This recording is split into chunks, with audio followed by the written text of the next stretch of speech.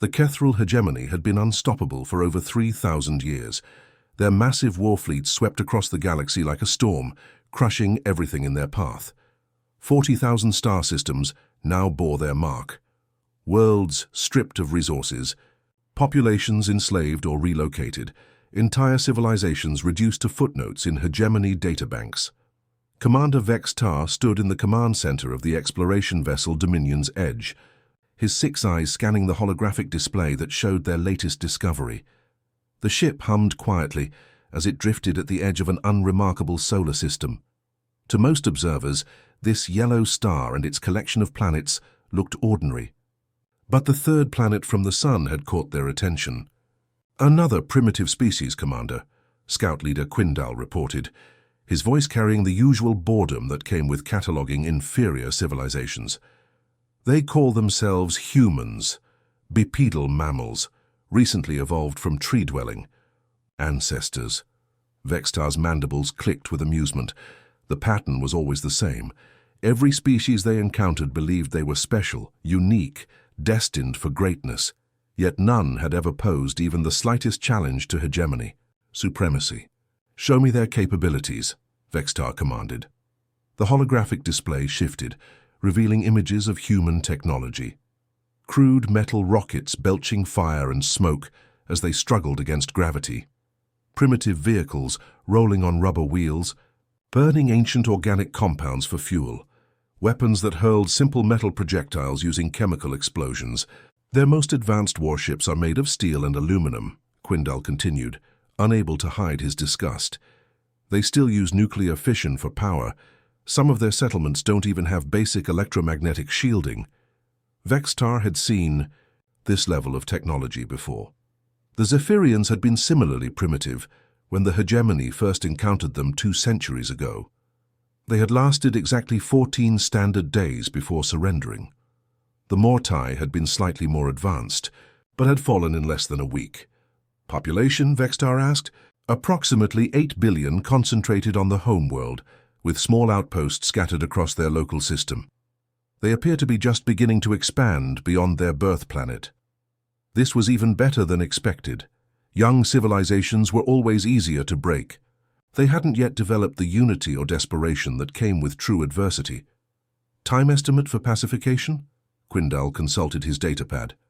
"Standard protocol suggests 1 solar cycle, Commander. Perhaps less if they surrender immediately, upon witnessing our capabilities. Most primitive species choose submission over extinction when faced with our technology." Vextar nodded slowly. Another routine conquest, another world to add to the vast hegemony empire. These humans would soon learn what countless others had discovered, that resistance against the Kethral was not just futile, but laughably impossible. "Prepare. The diplomatic protocols," he ordered. "We'll give them the standard offer, kneel or be pacified." It never occurred to him that humans might choose a third option. Ambassador Yelketh had performed this ritual hundreds of times before. 12 massive dreadnoughts materialized in Earth's orbit, their dark hulls bristling with weapons that could crack a planet's crust. Each ship stretched over 2 kilometers long, casting shadows across entire continents as they positioned themselves. In perfect formation above the blue-green world, the ambassador expected panic. Primitive species always panicked. Their crude communication networks would light up with terrified chatter. Military forces would scramble uselessly. Leaders would broadcast desperate pleas for mercy. Within hours, usually sooner, someone with authority would contact the hegemony fleet begging for terms. Instead, a calm voice came through on standard diplomatic frequencies. "Unknown vessels, this is Earth Central Command. We're receiving your transmission. Director Li Jin will speak. With your representative." Yelketh's 4 eyes narrowed. No screaming, no pleading, just politeness.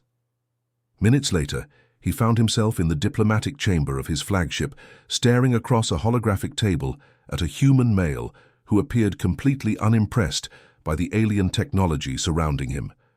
Li Jin wore a simple dark suit and studied the ambassador with curious eyes, as if examining an interesting puzzle. "We appreciate your visit to our system," Jin said through the translation matrix, his voice steady. "However, before we discuss any arrangements, We'd like to understand your governance structure and territorial claims. Yelketh's mandibles clicked involuntarily. In 3 centuries of conquest, no primitive species had ever asked about governance structures. They usually just begged for their lives. You will submit to hegemony authority, Yelketh stated, following standard protocol. Your world will be integrated into our empire. Compliance ensures survival. Jin nodded thoughtfully, making notes. On a small device. I see, and what does integration typically involve? Are we talking about trade agreements, cultural exchange, resource sharing arrangements? The ambassador felt confused. This human was discussing annexation like a business transaction. Where was the fear, the desperate bargaining, the inevitable? Collapse into sobbing submission. Your species will serve the hegemony, Yelketh tried again. Resistance is futile. Certainly sounds comprehensive, Jin replied. However, this is quite a significant decision. We'll need time to consult with our colonial governments and review the proposal properly. Colonial governments. Yelketh had missed something in the initial survey. Our settlements on Mars, Europa, Titan, and the outer system stations, plus our deep space colonies in the Centauri system and beyond. We can't make decisions affecting human space without proper consultation. The ambassador's confidence wavered. The initial reports had mentioned small outposts, not organized colonial. Governments spanning multiple star systems. 72 hours should be sufficient, Jin continued. We'll need to transmit the details, convene the Colonial Council, and review our legal frameworks. Yelketh stared at this impossible human. 72 hours? Legal frameworks? Every instinct screamed that this was wrong. Primitives didn't have legal frameworks. They had desperation and terror. This is a stalling tactic, he declared. Jin smiled slightly. Ambassador, if we wanted to stall, we'd ask for much longer than 3 days. Admiral Rexvol had lost patience. 3 days of waiting for a response from these primitive humans had tested his resolve beyond acceptable limits. No species in hegemony history had dared to make the mighty fleet wait this long. The insult demanded immediate correction. Standing on the bridge of his flagship Eternal Conquest, Rexvol activated the planetary broadcast system. His image would now appear on every human communication device across their pathetic little world. Humans of Earth, his voice boomed across continents. Your time for consideration has expired. You have 24 hours to submit to hegemony. Authority or face complete pacification, choose wisely. He cut the transmission and turned to his tactical officer. Deploy the fleet in bombardment formation. Let them see what happens to worlds that defy us. The 12 dreadnoughts moved into position above Earth's major population centers. Each ship's weapon arrays glowed with barely contained energy, ready to reduce cities to ash and glass. Deep beneath Seoul, General Park Woo watched the alien ships take their positions on the tactical display. The underground command center buzzed with controlled activity as dozens of officers monitored screens showing global defense networks. They're following standard siege doctrine, reported Captain Kim Soo from her console. Orbital bombardment, formation, weapons charging, targeting our major cities. Park Woo nodded calmly. After 40 years in the military, he had learned to read enemy intentions. These aliens were following a playbook, just like every conquering force throughout history. That predictability would be their downfall. They want to see us panic, he said to his staff. Let's give them what they expect. Within minutes, energy signatures began spiking across Earth and throughout human space. Power plants increased, output dramatically. Military bases activated emergency protocols. Orbital stations powered up defensive systems that had remained dormant for decades. To the hegemony sensors, it looked exactly like desperate defensive preparations. Primitive humans scrambling to mount some pathetic resistance with their inferior technology. Sir, Kim Soo reported, our outer colonies are reporting similar activity. The aliens have scouts watching our other systems too. Perfect, Park Woo smiled grimly. Activate Scatter Protocol Delta. Begin Phase 1 deployment. Across human space, the real preparations began. What the aliens saw as panicked defense activation was actually something far more sophisticated. Hidden installations came online. Dormant systems revealed their true purpose. Ships that looked like cargo haulers dropped their civilian disguises. On Mars, Colonel Bay Yule received the coded transmission and nodded to her staff. All units, this is Olympus Base. Execute Scatter Protocol Delta. The Jovian system came alive as Commander Otai activated defensive platforms that had been disguised as mining equipment for years. On Europa Base, Major Kim Bo began powering up weapon systems hidden beneath the ice. In the asteroid belt, what the aliens had catalogued as simple mining stations revealed fusion reactors powerful enough to supply entire worlds. Captain Li Nan smiled as her civilian transport ship's cargo bay opened to reveal enough firepower to level a city. The hegemony fleet watched their sensors light up with energy readings, completely confident they were witnessing the death throes of another primitive civilization. They had no idea they were about to face humanity's first law of warfare: never fight fair. The deadline timer hit 0, and Admiral Rexvold prepared to give the bombardment order. For a moment, space around Earth appeared completely normal. Then everything changed in an instant. What the aliens had catalogued as simple asteroid mining platforms suddenly revealed their true nature. Massive railgun batteries emerged from hidden compartments, their magnetic coils charging with deadly energy. The harmless cargo ships that had been drifting lazily through Earth's orbital lanes dropped their disguises like actors removing masks. Lieutenant Nari watched from her stealth frigate as the plan unfolded perfectly. Her ship was invisible to alien sensors, using technology that bent light and radiation around its hull. From her position near the lunar orbit, she had a clear view of the hegemony fleet's shocked reaction. "All units, this is Phantom Wing," she transmitted on encrypted channels. "Target acquired, begin surgical strikes." Swarms of guided missiles erupted from what the aliens had thought were civilian vessels. But these weren't ordinary projectiles. Human engineers had spent decades perfecting kinetic warfare, while the galaxy had moved toward energy-based weapons. Each missile carried depleted uranium cores traveling at incredible speeds. "Impossible," Rexvold snarled from his flagship bridge, as his tactical display lit up with thousands of incoming threats. Where did these weapons come from? His confusion deepened as human ships began performing maneuvers that violated everything the hegemony knew about physics. Vessels seemed to flicker in and out of existence, striking from angles that should have been impossible. One moment, Ako, human destroyer, would be in front of his fleet. The next, it appeared behind them, launching another devastating volley. "Sir, our shields aren't stopping their attacks," his weapons officer reported in panic. "These kinetic projectiles are punching straight through our energy barriers." Dari smiled as she watched alien ships struggle with weapons designed for a different kind of warfare. "Control, this is Phantom Leader. Their shields are useless against solid matter moving at high velocity. They've built their entire doctrine around energy weapons."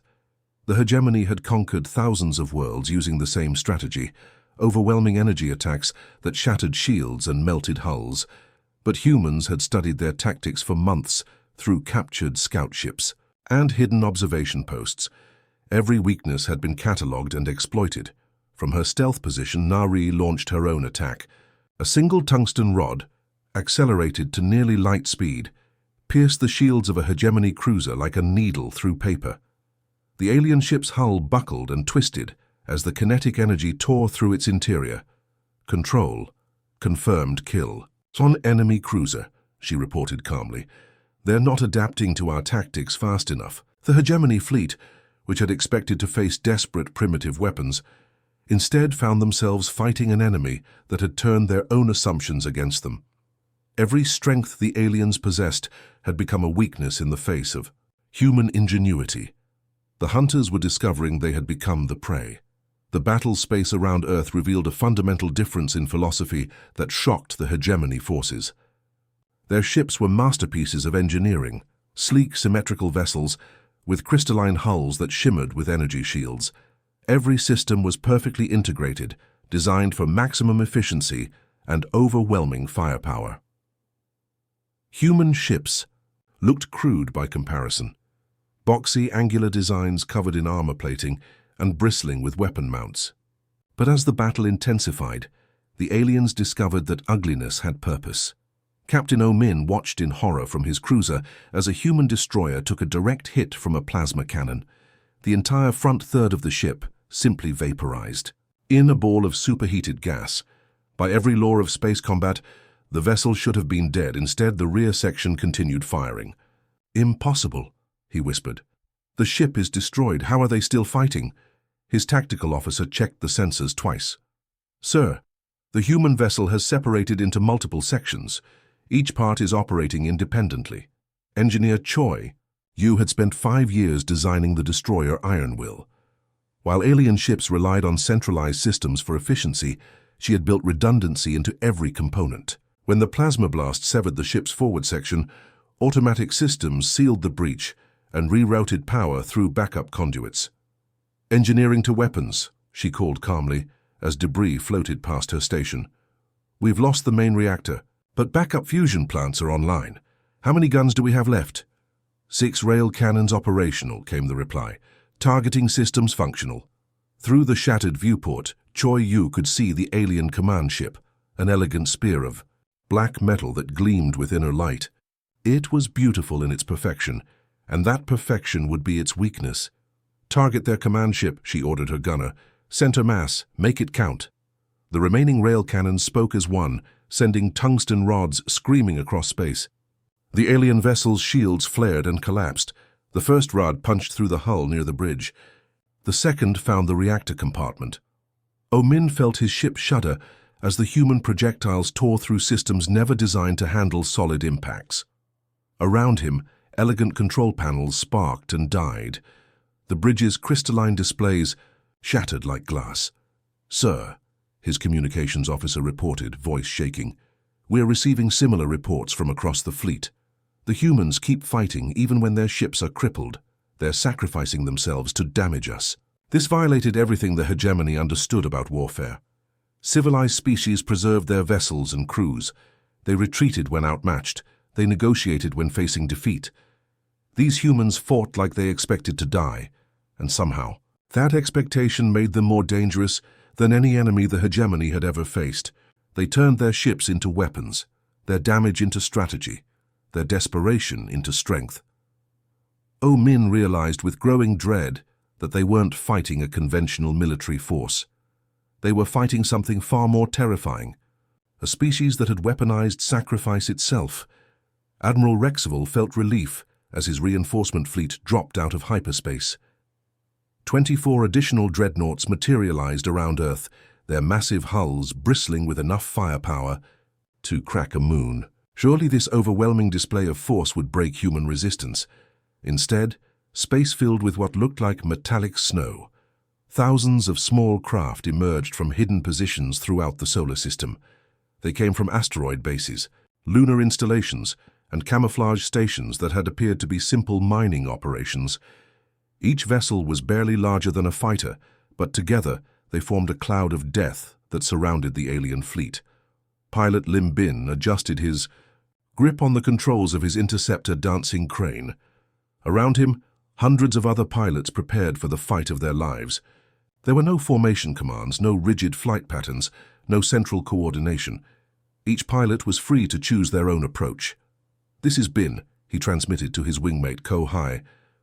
"I'm going for their sensor array. What about you?" "Engine." "Cluster," Hai replied from her own fighter. "Let's see how they handle multiple attack vectors." Yang Tai, flying a converted mining ship loaded with explosive charges, chose his own target. "Heavy weapons platform looks interesting, going in fast and low." On the Hegemony flagship, Tactical Officer Zurvan stared at his display in growing panic. The human swarm moved like nothing he had ever seen. Instead of predictable formations, each craft followed its own chaotic path. His targeting computers couldn't lock onto patterns that didn't exist. "Sir, they don't follow formation doctrine," he reported to Rexval. "Each ship acts independently." "Our automated systems can't predict their movements," Rexval snarled in frustration. Hegemony tactics relied on order, hierarchy, and predictable responses. These humans fought like a school of fish, each individual making split-second decisions that somehow created a collective intelligence no computer could calculate. "Target their population centers," he ordered desperately.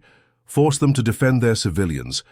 But when the fleet's sensors swept Earth's major cities, they found them eerily empty. The sprawling metropolises that had teemed with billions now stood silent and abandoned. Commander Seodar monitored the battle from her mobile habitat, hidden deep in the asteroid belt. Around her, millions of civilians lived in rotating habitats that had been disguised as mining equipment. These weren't refugees fleeing in panic. They were citizens who had systematically evacuated, according to plans decades in the making. Status. Report, she requested from Colonel An Ho, who commanded another habitat cluster near Jupiter. All civilian populations secure and mobile, Ho replied. The aliens are searching for static targets that no longer exist. The hegemony fleet found itself fighting an enemy that had no center to attack, no formations to predict, and no civilians to threaten. Every assumption about warfare had been turned upside down by a species that refused to fight by anyone's rules but their own. Dr. Kang Ri had always believed that every system, no matter how advanced, had weaknesses.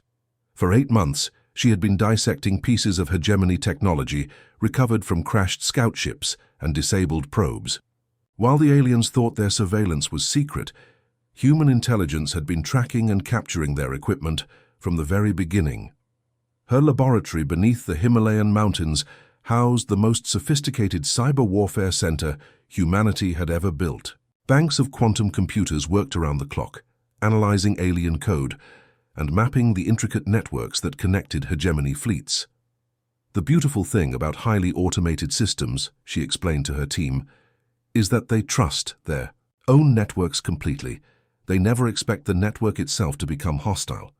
As the space battle raged above, Ri initiated her masterpiece. Months of careful study had revealed how hegemony ships communicated, how their targeting systems operated, and most importantly, how their artificial intelligence made decisions.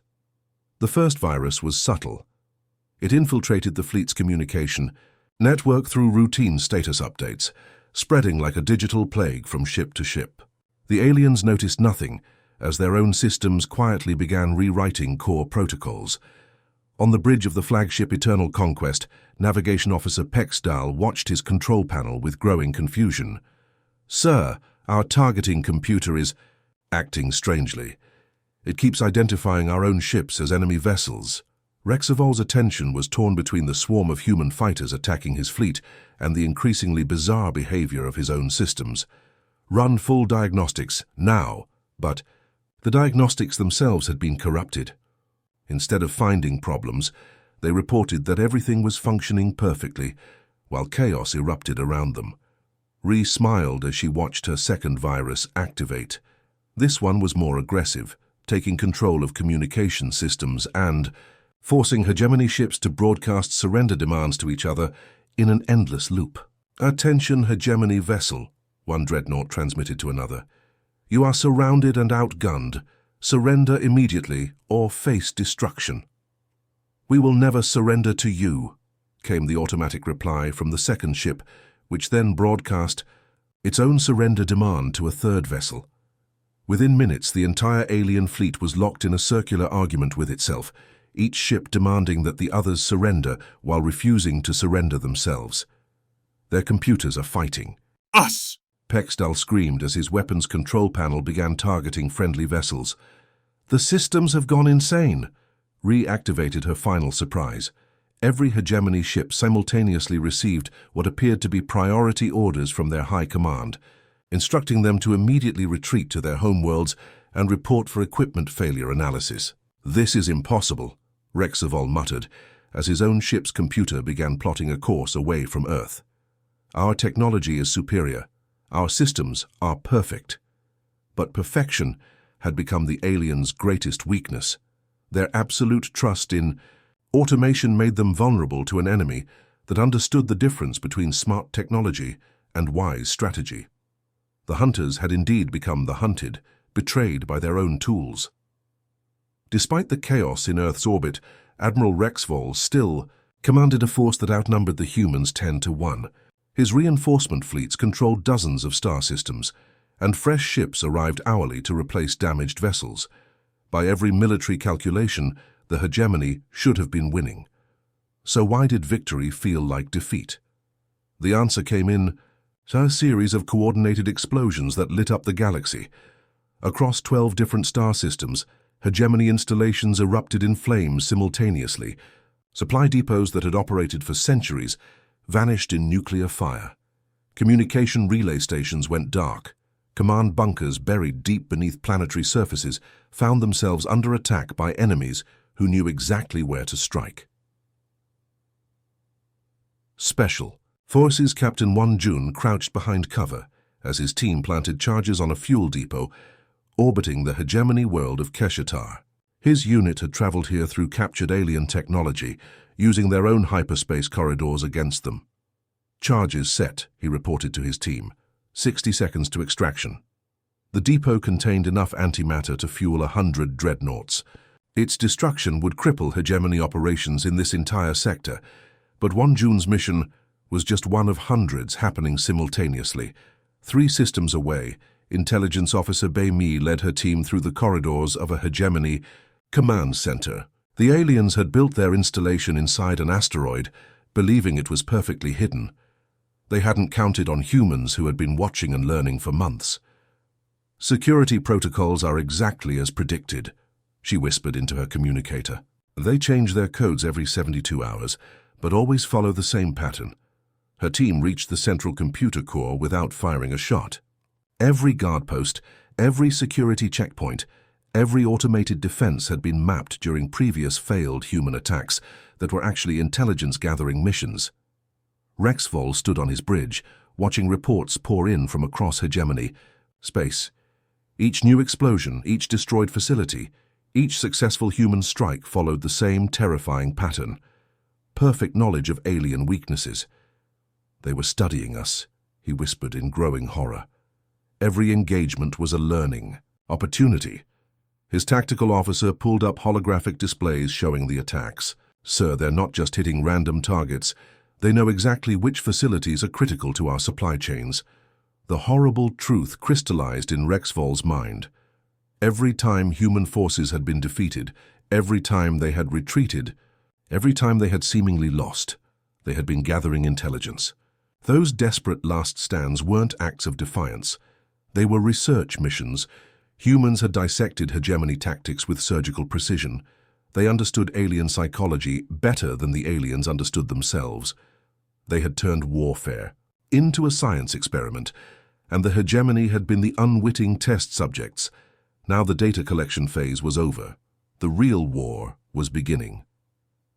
Admiral Rexvol stared at the tactical display with 4 eyes that could barely process what they were seeing. Red markers covered the holographic map like a disease, each one representing a hegemony facility under attack or already destroyed. Supply lines that had operated for millennia were cut. Communication networks built over centuries lay in ruins. The humans weren't just fighting a war. They were dismantling the hegemony piece by piece with terrifying efficiency. Sir, his communications officer reported with a voice that shook, we're receiving surrender requests from 14 separate commanders. They're requesting immediate evacuation from their positions. Rexvol's mandibles clicked nervously. In 3,000 years of conquest, no hegemony commander had ever requested evacuation. The very concept was alien to their military doctrine. How many systems have we lost contact with? He asked. 47 and counting, sir.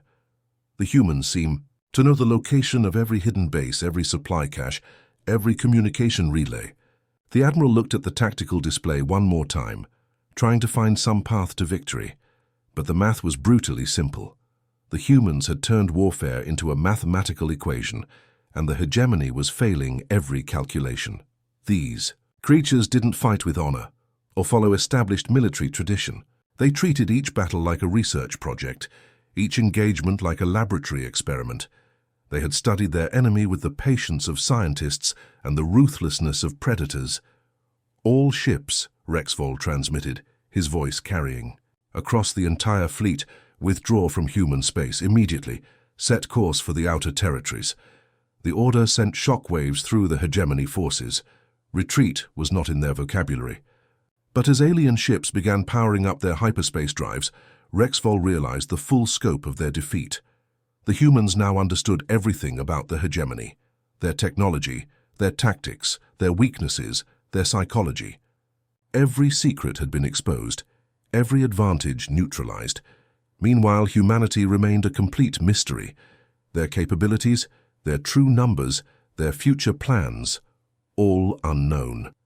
The hunters had become the hunted, and the prey had revealed itself to be the apex predator. On Earth, Director Li Jin stood in the Seoul Command Center, watching the alien fleet disappear into hyperspace through long-range sensors. The massive ships that had arrived with such confidence now fled like wounded animals. "Send word to our colonies," he told his aide, Lieutenant Park Yoon. "Inform them that first contact has concluded successfully. Also, begin Phase 2 of the expansion protocol." Park Yoon nodded, understanding the implications. Humanity had just announced itself to the galaxy in the most dramatic way possible. Every species would now know that a new power had emerged from the Outer Rim. "Sir," Park Yoon asked quietly, "what should we tell them about our next moves?" Jin smiled as he watched the last alien ship vanish into the void. "Tell them the galaxy just became a more interesting place.